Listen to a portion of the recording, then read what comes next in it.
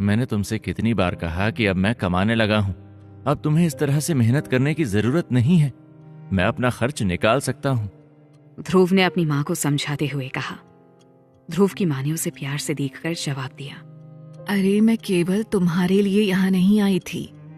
मैं अपने काम के सिलसिले से यहाँ से निकल रही थी तो सोचा तुझे भी देख लूं और तुझे इस महीने का कुछ जेब खर्च भी दे दूं।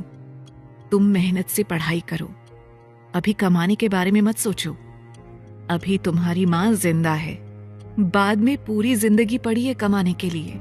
अपनी माँ की बात सुनकर ध्रुव मुस्कुराकर कुछ देर उन्हें देखता रहा।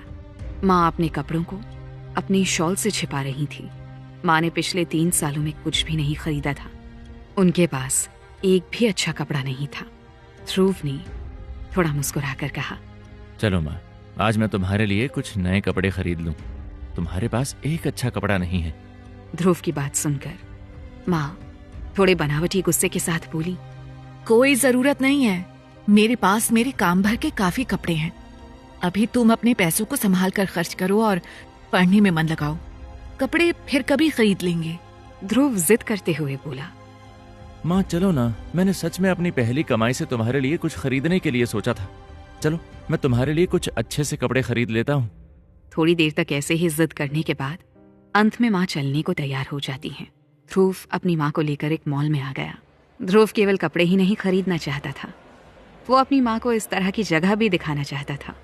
ध्रुव चाहता था कि उसकी माँ दुनिया में होते हुए बदलावों को भी देख सके। दोनों ऐसे ही विंडो शॉपिंग करते जा रहे थे।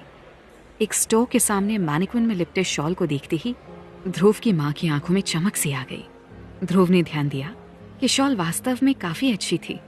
एक दिन पहले वो उसी स्टोर के सामने से गुजरने के लायक भी नहीं था, पर आज वो चाहता तो पूरा स्टोर खरीद कर अपनी माँ के पैरों में डाल सकता था।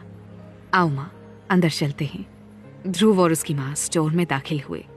वो साधारण से कपड़े पहने थे।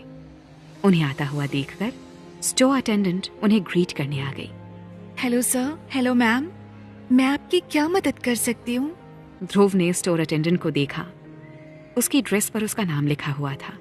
उसका नाम पढ़कर ध्रुव ने उसे नाम से बुलाते हुए कहा, हाय डेजी, मैं अपनी माँ के लिए कुछ अच्छी सी ड्रेस खरीदना चाहता हूँ।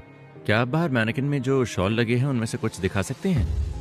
स्टोर अटेंडेंट ध्रुव और उसकी माँ को थोड़ी बुरी नजरों से देखकर आर्रोगेंटली जवाब देती है, ओके सर, हमारा स्टोर ना थोड़ा महंगा है। मुझे नहीं लगता यहाँ आप लोगों के लिए कुछ